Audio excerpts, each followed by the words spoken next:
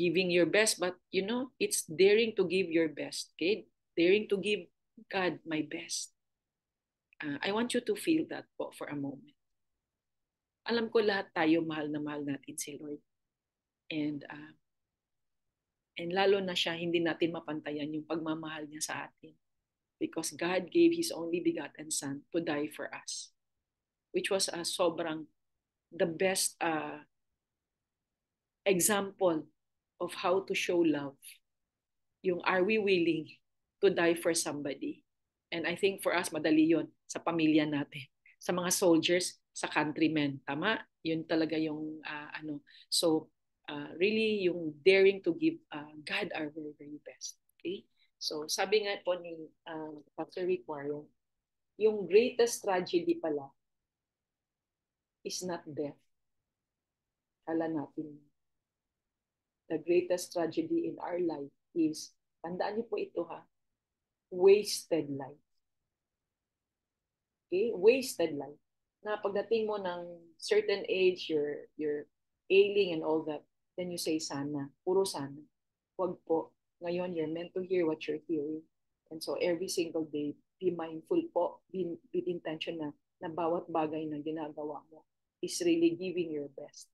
Kasi nakita ko din po yan na as a parent, yung magiging example tayo sa mga anak natin. And in our family, me and my husband, when my husband was still around, sobrang, alam mo yung naka-mindset yung kami and mga anak namin, our 4 children, to live a life of excellence. Big or small matters, big or small projects, living a life of excellence. And hindi namin kailangan puwersahin ng mga anak namin. So sila din, pag may ginagawa din po sila, even when they were at school, they were always excelling kasi they always give their best. And salamat sa Herbalife products to give them energy, mental alertness. Kasi na-realize din po namin na nutrition really plays an important role in a child's school behavior and school performance. So ulitin ko po, the greatest tragedy in life is not death. It's a wasted life. So up until today, ano po yung mga ginagawa niyo? You're just wasting your time. Okay? Sa akin po personally, alam ko naman na kailangan dapat mag-post ako everyday.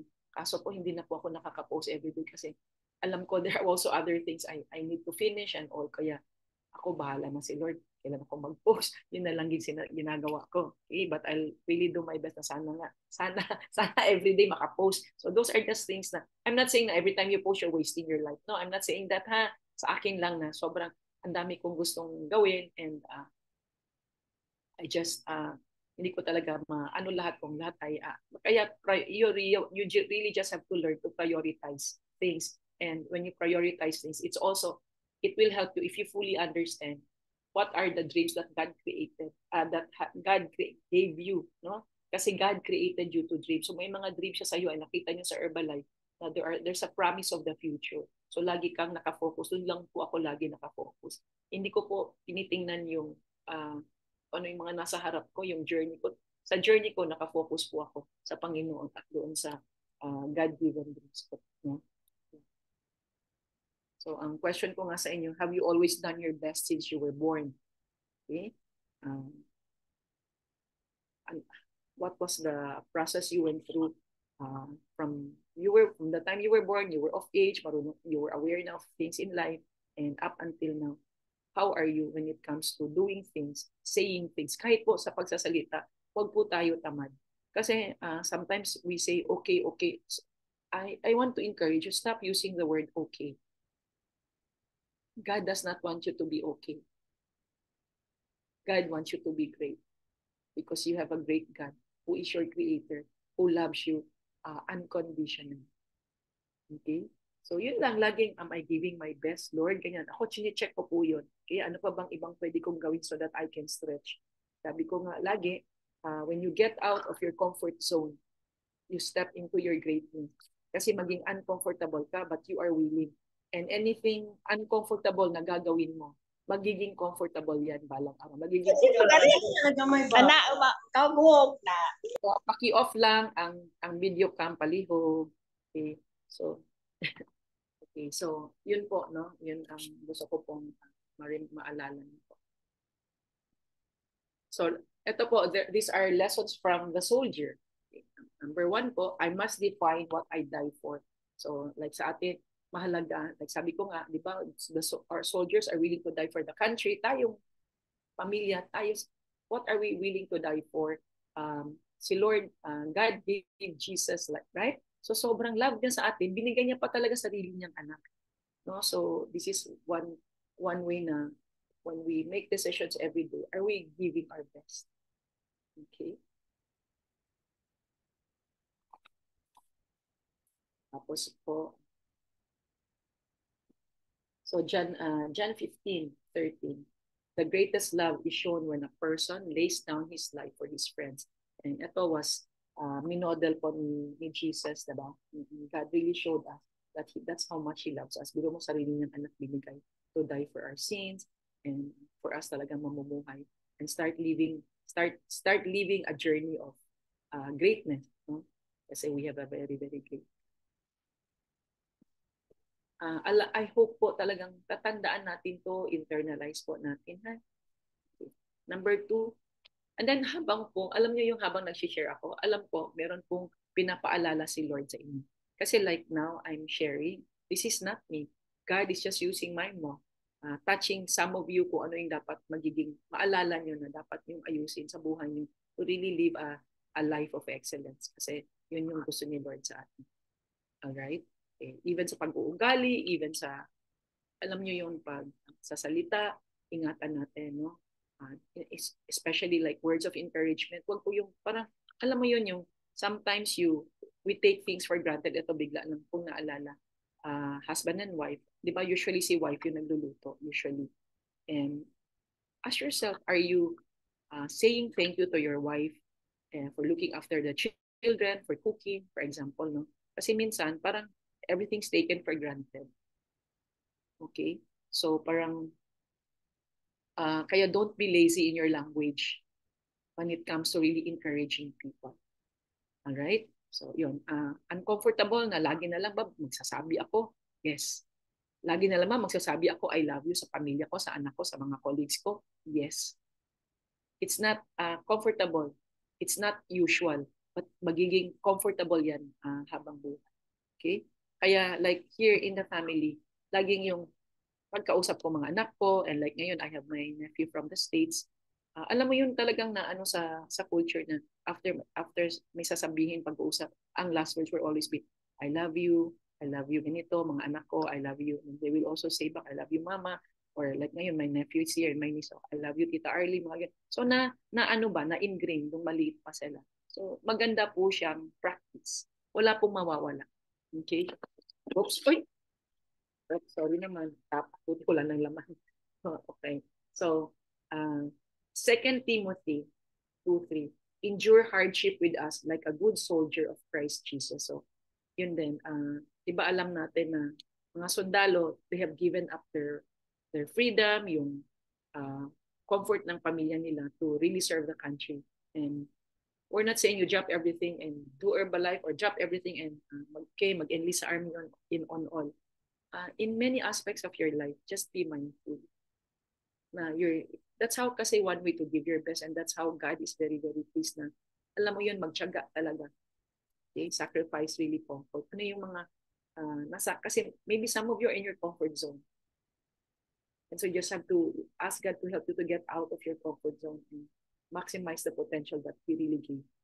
Okay?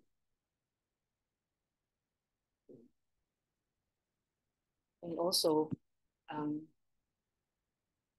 in Herbalife, we are taught to make our vision board. So kikita nyo, may four guide questions and always think, how can I give my best to God? Huwag lang po dreams na para lang sa pamilya mo or pang sarili. Kasi God did not create you to be just like that.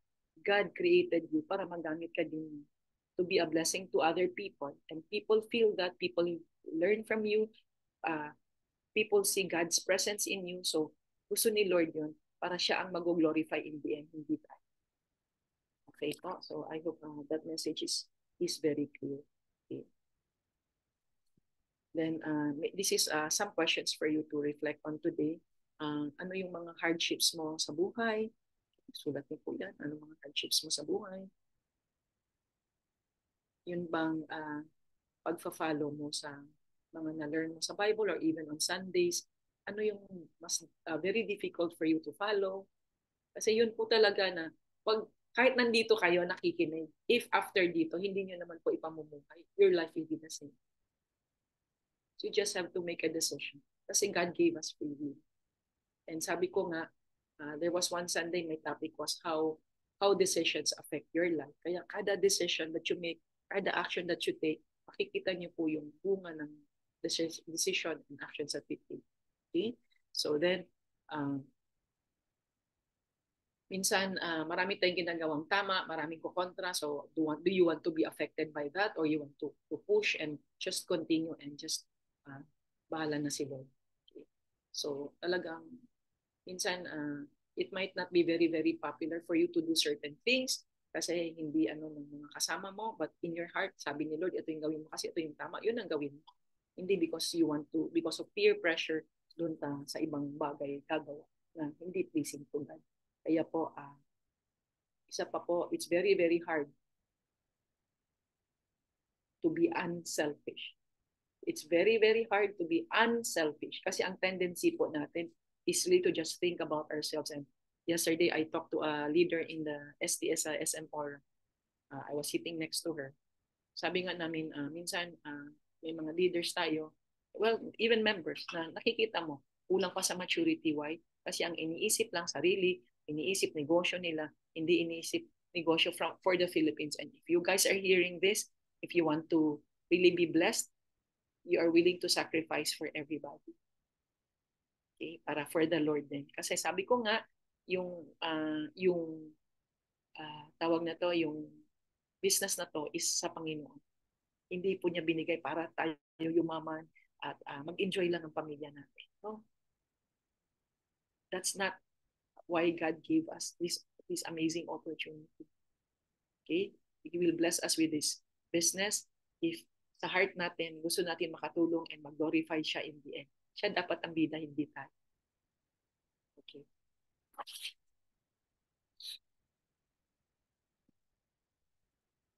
Ephesians 5:2. Live a life of sacrificial love, just like Christ loved us and gave himself as an offering and sacrifices for us. So, yung mga sacrifices in your situation, you are not willing to even give para mag-glorify si Lord in the end. Kasi what is important is not the things that we will acquire in this world by what we are doing. It's what our life will be like after here, yung eternal life na tinatawag. Okay, so that's why we're here to, alam mo yun na talagang doing things to have, to be with God in heaven one day, no? So, yun, talagang to really serve Him through what we are doing. So, hindi ka naman kailangan magpastor para ma-serve mo ang Panginoon. Pero din pong marketplace ministry. And kayong mga nag-iempleyado, ayan po, may ministry din po kayo sa kapwa workers ninyo, parents and all that. Okay, you're a mom, kapwa parents, yan. Nagiging great example ka for other moms. Kasi, alam mo, kalaban po natin is social media. And unfortunately, Filipinos spend an average of 3 hours. Average pa lang yon. Alam ko yung iba, half day, buong araw na. Puro na lang Netflix and social media. So talagang be careful ano yung pumapasok sa mind mo and sa heart. Kasi that will really form you. Mamomold ka because of those things. No? Kaya yung mga nag-share kanina, nagsabi na dahil dito sa community sa Herbal at daming natutunan. And hindi lang po kayo matututo sa products. Matututo kayo about life. Okay, so that's why I'm so grateful kasi total package na talaga si Herbalife. I think another question that you can write down, no, for you to reflect on today is, sa ginagawa mo, who are you sacrificing for? Para saan yun? Okay. Minsan, kulang ka ng tulog.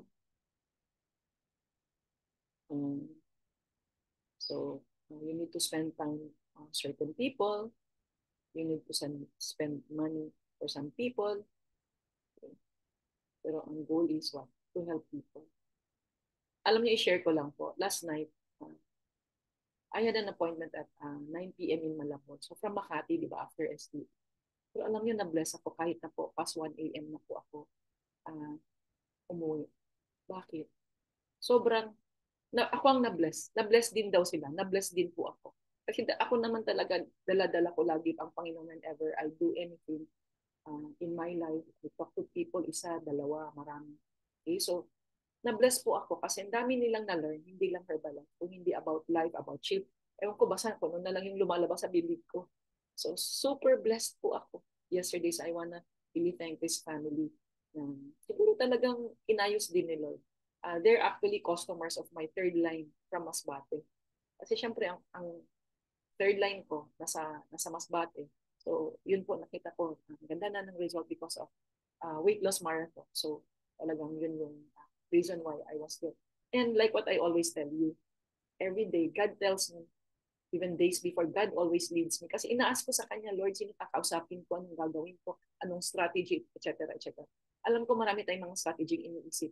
At alam mo, kino-confirm ko po sa Panginoon yung mga strategies ko. Kasi alam ko, siya ang best na makapagbigay sa akin ng strategy. Kasi i-work niya po yung mga taong kakausapin niyo. Siya magpapadala ng mga tao para magiging fruitful yung gagawin mo po, especially na sa Herbalife.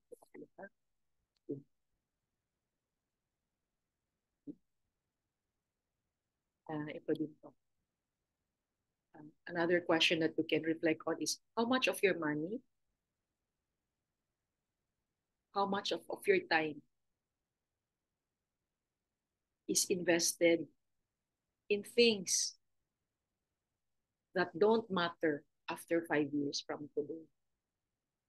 How much of your time, your money, is invested in things that don't even matter 5 years from today? So, to really live a great life is, and to be able to give our best is what? To be able to spend time, money, okay, yung talent natin on things that will last forever. Kaya lagi lang ako nagpo-focus na yung ginagawa ko para kay Lord. Kaya kung ano po ginagawa, offer niyo po sa Kanya. And He will be so, so pleased. Not sobrang, nako, uh, you'll fall in love so much with the Lord. And kikita niyo po yung fruitfulness and blessings sa gagawin niyo. Okay? And I'm only sharing po uh, sa mga nararanasan ko. Then isa pa po, ask yourself, ano pong willing mong i-give up ngayon to be able to give your best for the Lord? Okay? To be able to love, to serve. Okay? That will please Him and which will really matter most in our life. So, parang time to really reflect on that. Nabanggit ko na to one time sa time management.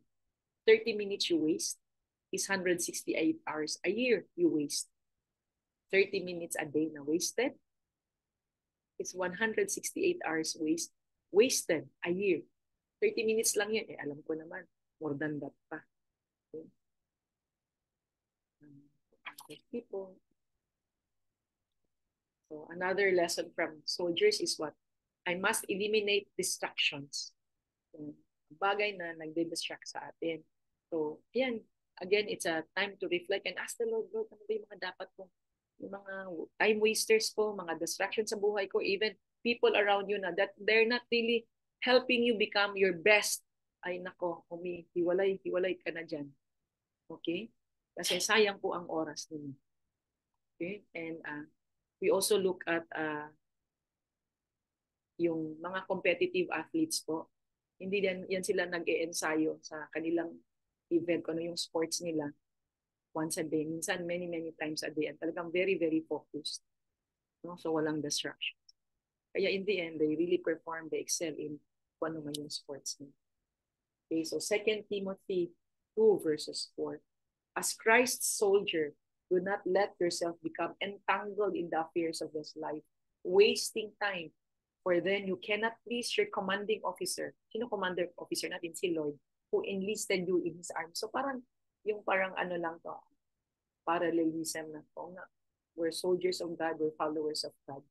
And so, talagang, yung mga bagay na, alam mo yun, yung mga ikwento-kwento, yung mga sasabihin ng tao sa ibang tao, ay nako, don't even waste your time reading that, discussing about that. Yung to really discuss about people, wag na po. And ako, yun din, minsan kasi may kaharap kang distributor, and minsan yun yung pag-uusapan about ako. So, yeah, talagang yun yung gusto kong i-work na ayoko ng mga ganyan talaga. And minsan may sisingit, but then after that, nag-shift talaga ako kasi yun nga alam ko, hindi yun yung mga bagay na makakatulong sa life. Ang gagawin ko instead is, anong solution pwedeng gawin? Okay, so, yun po.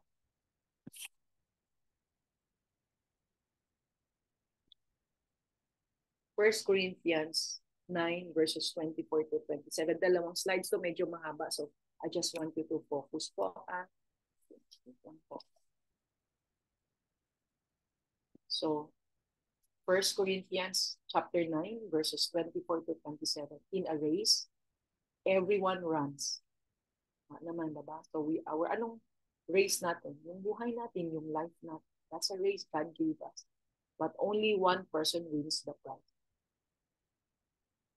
Kaya, pansin nyo in life, you see so many people na pag-end na ng buhay nila, they have not really lived their fullest. Kasi maraming nasayang along the way na oras, etc. Opportunities, no? For them to have grown and maximize God's potential. Okay. So tayo po, run your race to win. Yung talagang be intentional in what you're doing in life. And let's say, ito nasa Herbalife ka. You know, when you're in Herbalife, huwag niyo pong sabihin, sige, subukan ko. Alisin niyo po yung mindset na yan na susubukan niyo mag-Herbalife kung mag-work ba sa iyo ang product o mag-work ba sa iyo ang opportunity. Ang Herbalife po, subok na po, 43 years na. Ikaw na lang po ang ang ang role mo kung paano. Kasi everything's really laid out for you. Okay? Kaya sabi niya ni Marcus sa training. So kung mga bago kayo, pag-aralan niyo po yung mga trainings ni Marcus and ni Jim Rohn sa personal accounting sa Herbalife. Sabi niya you do whatever it takes to make it work for you. Hindi yung pwede ko, subukan ko. So, walang subok. Binigay sa iyo to, i-through and through mo na. Okay? So sabi din dito, to win the contest, you must deny yourself many things that would keep you from doing your best. So talagang time for us to reflect ano yung mga bagay na that's really stopping us to grow, to give our best for God. And in the end, that's also for our family. Okay? Ito po, an athlete goes to all this trouble just to win a ribbon or medal that won't even last. Okay? But we do it for an eternal reward that will last forever. So tayo, we're not really athletes, but we're followers of Christ. So we just do our best for Him, for eternal life. No, yun man yung parang natin, goal. Okay, so I run straight to the goal with purpose in every step, and I fight to win.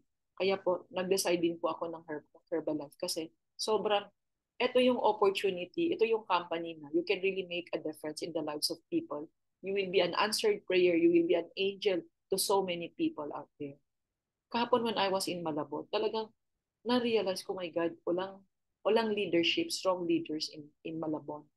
No? And I checked, there's 21 barangays in Malabon. And alam ko, sa lugar niyo, bilangin niyo ilan ng barangay, nakausap niyo na ba lahat? And that's why Lina and I, nung Wednesday and Thursday, we started approaching different barangays. And na-bless po ako sa ginawa namin. So, ano lang talagang tuloy-tuloy lang. And being very, very intentional. So, ito po, continuation po. I'm not just shadow boxing or playing around like an athlete. I discipline myself. So, yung discipline, very, very important. Yung willpower, about willpower, it's really self-control, discipline po. No? And I discipline myself, making sacrifices and training my body to do what it should, not what it wants to do. Okay, so ano dapat? Otherwise, I fear I might be disqualified from the race. So talagang, alam nyo, basta ko lahat, I learned to surrender everything to Him and I will give my all sa lahat ng bagay na kailangan kong gawin. Okay.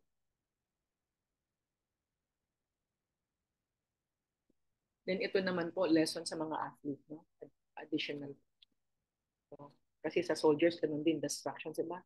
Sa battle, they need to focus. I think athletes are the same. And these are other lessons from athletes. No? I must intend to win. That you will win the race, no? Yung race of life mo. That you will really, really live a great life. Para hindi ko wala pong pagsisisi. Okay? Live to be the best you can be. Okay? Dapat very, very intentional. Kaya everyday yung decisions, yung gagawin natin, pag-uusap sa tao, we give our best. And we ask the Lord to partner with us. Ako laging ganyan po. So even when I met this family last night, Lord, samahan mo ako. Holy Spirit, bigyan mo ako ng wisdom, be here. Mga gagawin ko. Basta alam niyo, just tuloy-tuloy lang yung salita ko. And I try to understand their situation, how Herbalife can also help them. So amazing po yung nagiging meeting kapon kahit na paswa na po kami nakauwi. Okay, so 1 Corinthians 9:24 po. In a race, everyone runs, but only one person wins the prize. Part po ito ng binasa ko kanina. So run your race to win. Run your race to win. Kasi when you have that, alam mo yun, nasa Herbalife kami, huwag na yung okay-okay lang. Push niyo po sarili niyo. Bakit kayo takot? When you push yourself, you're going to help more people. You're going to bring more people to God. So, yun po. And alam niyo naman where I am in Herbalife. Bakit ang sipag-sipag ko? Kasi yun ang mindset ko eh. Makatulong ako. Hindi ko iniisip yung comfort ko. Kasi kung comfort na lang, I don't really need to do Herbalife. Tama. So, ba't ang sipag-sipag ko? Because inano ko na yun, din-aside ko na yun sa sarili ko. Kaya wag po yung okay-okay lang. Ha? Sobrang, I can promise you, if you have the attitude that I have, sobrang amazing ang blessing. Ibibigay ni Lord sa inyo. Hindi po patak-patak, balde-balde. Multiplied pa. Last time, I shared with you about the laws of sowing and reaping. Hindi lang what you sow is what you reap. Dami pa lang detalye, right? So you can all go back to that lesson again kung medyo hindi nyo pa na-internet. Kagaya po ito, ano ko lang. Spectacular is one event that we all need to focus on. Your next event in your area is what we need to focus on if tayo nasa Herbalife. So what do? We do our very best na meron tayong madalang bagong tao. Na every opportunity na may activities tayo towards that. And that's how, for me, that's how I am giving my best to the Lord. Kasi makikita nila, uy, meron pa palang ibang area sa buhay na hindi namin alam, which is the Herbalife. And the spectacular is the best showcase for them to see that. For them to realize, oh Lord, ito pala is an opportunity na makatulong sa family. Okay? So, wag po tayo yung okay-okay lang. Kasi kung pupunta po kayo sa spectacular at kayo lang doon, hindi po mag-grow negosyo. Mag-grow konti, effort mo. Hindi effort ng mga dalamang tao. And doon po kayo sobrang iglas ng pamilya. Kasi I see so many people, first is spectacular, super iyak and all. Okay? And for those of us na mga luma, learn to be excited for the new people who are there. Learn to be open to new learnings. Hindi po yung matagal ka na sa Herbalife, alam ko na yan, narinig ko na yan. Bakit ganun pa rin buhay mo? Kasi mindset mo, parang mo pa din. Wala na po yan sa notes, hindi ko alam kung bakit po yan sinabi, ha? Kaya for me, yung talagang to do your best is like sa ating, focus po tayo sa madaming tao tayong i-evaluate event after event. And di ba na they also announced the coming of Dr. Dana Ryan in December for the anniversary. And then yung LA Galaxy. Bakit Pilipinas ang pinili? There are 95 countries. Bakit ang Pilipinas pinili? Sobrang wow, grabe, amazing ka talaga. See, mahal na mahal talaga ni Lord ang Philippines. Okay, so let's just really value that. And how do we maximize their presence? Pagdala ng maraming tao. Okay? So 1 Timothy 6:12, run your best in the race of faith and win eternal life yourself. For this is the life that God called you to when you profess your faith before many years. Maganda po yung, masarap na feeling po yung, may magsasabi sa iyo yung na-bless sila na you were there, you shared something of value. No? Something like that. Kita nila yung growth mo, ganyan. Masarap na feeling and I thank the Lord for that. Kasi ako, ganun lang ako. Lord, use me for your glory. Yan.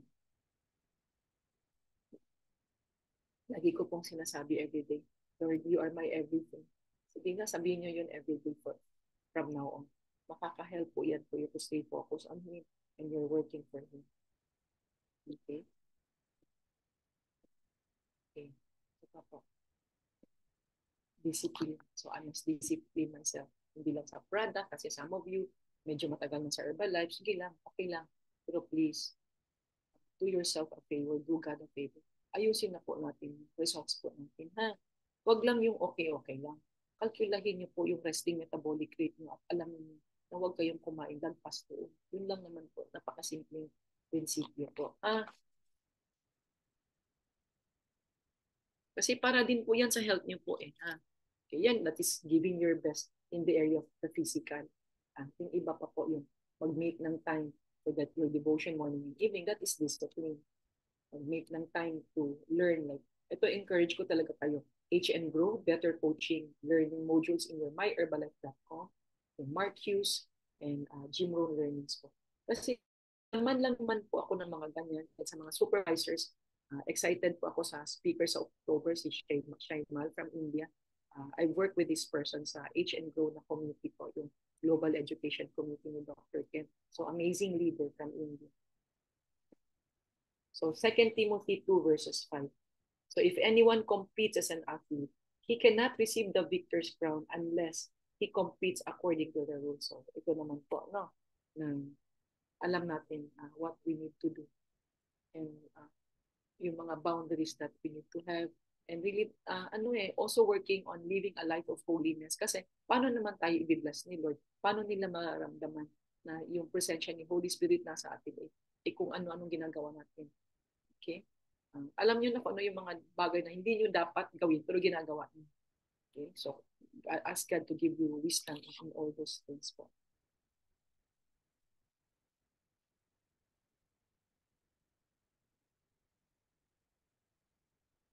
Okay? So, alam po natin na, ito, share ko lang, may notes ako dito from Pastor Ricord. Sabi niya, willpower does not work. New Year's resolution does not work. What works? God's power. Yeah, we always keep inviting His presence in our life para we continue to really become better.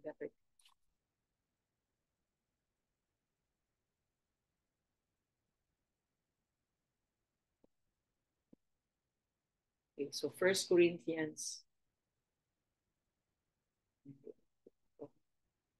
number 1 Corinthians 9 verses 25 and chapter 9 verses 27.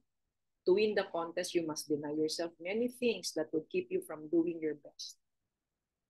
So, dapat today identify nyo na po. And you pray, Lord, ibigyan niyo po ako ng wisdom. Ano yung mga bagay na naghihinder for me to give my best to you. Okay? So, dito po, an athlete goes into strict training just to win a ribbon or medal. That won't even last. I have nothing against po mga competitive athletes because they're also, for me, they're also models, but not ganyan lang, but really to be able to inspire and really serve God. I hope athletes will be like that. They're sikat, they're winning because they want to glorify God. So that is an even more purposeful endeavor. So I discipline my body like an athlete, training it to do what it should be. Nulit lang po, sinapchap ulit yung message po kanina. Okay, so another lesson po, I must stay focused on the reward, yung of the future, yung eternal reward, and of course, you're together with God-given dreams mo na we know it.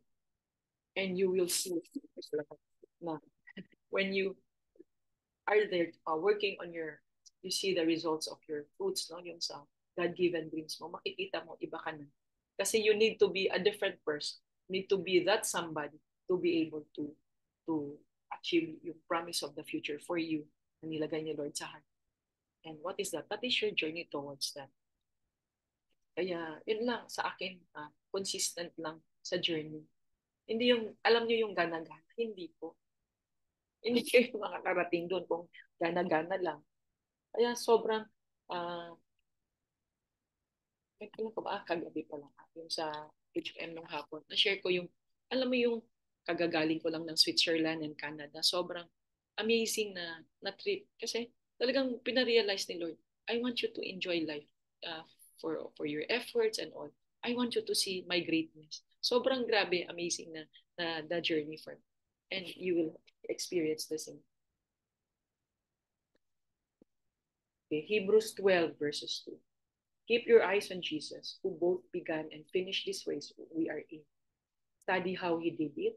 That's why po, itong Sunday and of course in your church, just alam niyo, wag lang po kayo punta sa simbahan niyo na parang ganyan lang, pasok ng labas, labas na rin po. Kalimutan na wag po. Ask the Lord to give you, to impress in your mind and in your heart, ano yung message niya para matandaan mo, paglabas mo, mababago ka talaga.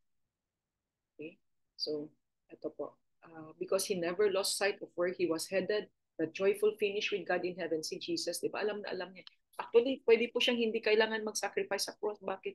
Anak naman siya ni Lord, pwede man siya mag-create ng miracle. Pero ano siya? Very obedient. Diba? Sa talagang pinlano ni Lord sa buhay niya para magiging um, model natin si Jesus. So He could put up with anything along the way. Yung cross, yung shame, whatever. And how He's there in the place of honor right alongside. Kasi that is the reason why we are here. He created us para to glorify Him, para one day we can really be right next to the Lord. No? So masarap po. Kaya why is it not worth to get out of our comfort zone? Mother, ang sipag mo talaga. It's ano eh, yung sipag is just a product of the heart and the mindset that I have developed and the decisions I made na, okay, gagawin ko Herbalife. I want to help more Filipinos have the opportunity in the Philippines. Kaya nga, lakihan niyo po dreams niyo. Yan din yung sinabi ko last Sunday na yung sa Daring to Imagine.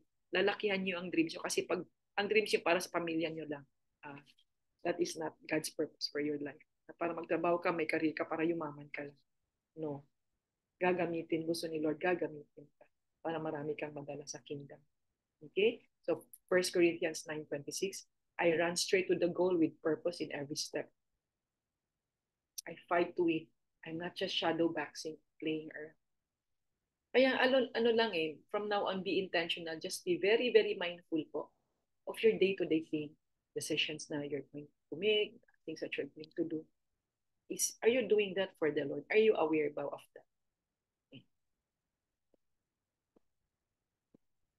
Okay. Ito din po, 2 Corinthians 9, chapter 9, verses 6 to 13. Medyo mahaba. So just stay with me ha. Don't get distracted. Remember this, a farmer who plants only a few seeds will get a small crop. Okay, so less effort, less results. But the one who plants generously will get a generous crop. So you have that opportunity to buhos, stretch, okay, para you'll get the most results. And you must each make up your own mind as to how much you should give. Time, money, effort, love, service. Okay, so next po. Don't give reluctantly or in response to pressure. For God loves the person who gives cheerfully. Then God will generously provide all you need, and you will always have everything you need and plenty left over to share with others. Yan po nararanasan ko in my life today. So I want to invite all of you to really be willing to change, live a holy life, and understand why your life is this and that, mga message po na sinishare ko tuwing Sunday and sa church niyo po. Next po, for God is the one who gives seed. For God is the one who gives seed to the farmer and then bread to eat. In the same way, He will give you many opportunities to do good. So are you doing everything you can to really do good things for the Lord? To be kind. Wala na po yung dramang mainitin ang ulo ko, nananakit ka, or masakit ka magsalita, etc. May galit ka sa tao, may unforgiveness ka pa rin, pero nagsisimba ka. So hindi ka aligned. So how do you expect God to bless you kung ganyan po? Okay? Sisimba, pero may galit pa sa tao, may sama ng loob. Hindi matapos-tapos. Kaya today, you have that opportunity to decide for your life. Kasi ang mag-hold back sa inyo is pride. Ang mag-hold back sa inyo is fear. Okay? So, In the same way, He will give you many opportunities to do good, and He will produce a great harvest of generosity in you. And hindi lang po yan, sinasabi mong pagpalain tayo ng Diyos na parang pera lang lahat. All areas of your life, abundant. Okay? Halimbawa, gawa ka na ng gawa, wala ka pa masyadong result, then talk to the Lord. Lord, ano pa pong refinements kailangan kong gawin, Lord?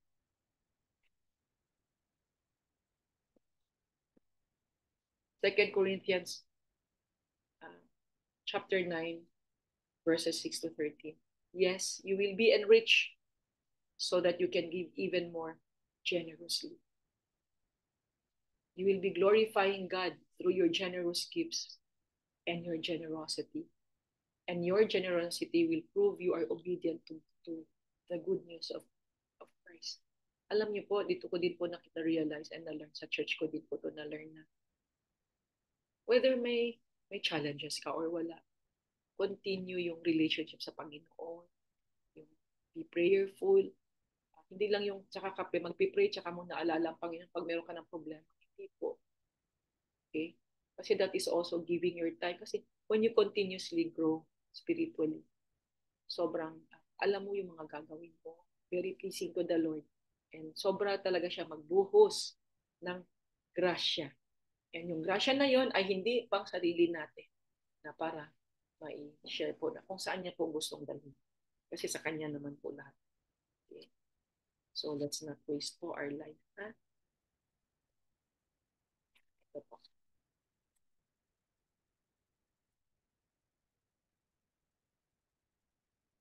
To reap a great harvest, I must plant. Actually, this is my other ano po, part po yun sa nawalan ng mga number system po. Number 4 po yun. Ay, teka sandali. Wait lang po ha. Sige. Anyway, that's another. So to reap a great harvest, I must plant generously in faith. Kaya when you say endearing faith na topic ko, okay, naniniwala ka ba talaga na ito, Herbalife is for you an opportunity? Gaano ka talaga naniniwala na ito talaga malaking opportunity for you? Kasi kung naniniwala ka, ima-match mo po ng actions mo. Hindi lang yung salita lang. That's how you show God that you are planting generously in faith because you believe ito binigay ni Lord sa iyo ng opportunity na maging answered prayers. Magiging answered prayers here, for example. Gaano mo siya binavalue? Ano yung amount of actions are you taking, the time that you're spending? O marami ka laging dahilan, busy ka. Ang ano po is really find a way. You can do more. Just find a way. Bahala si Lord magbigay sa iyo ng mga ideas. Kasi kung laging dahilan mo, wala kang time, busy ka, mahirap ka lang, etc. Ay forever ganyan ka na po. Kasi marami kang excuses. Okay. So Luke 6:38.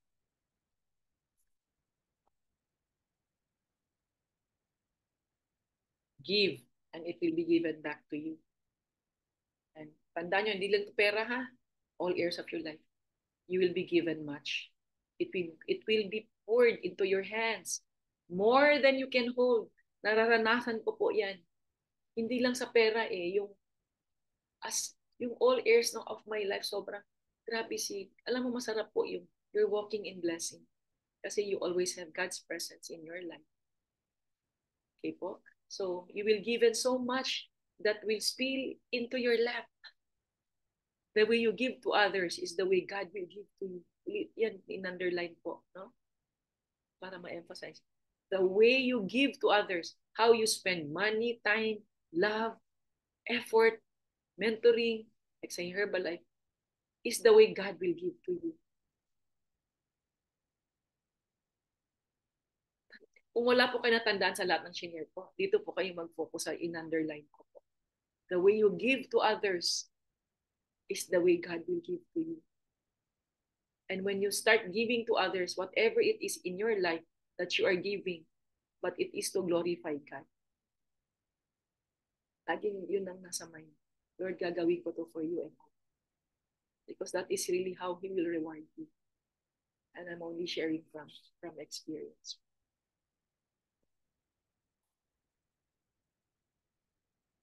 Alam nyo, you can never outgive God.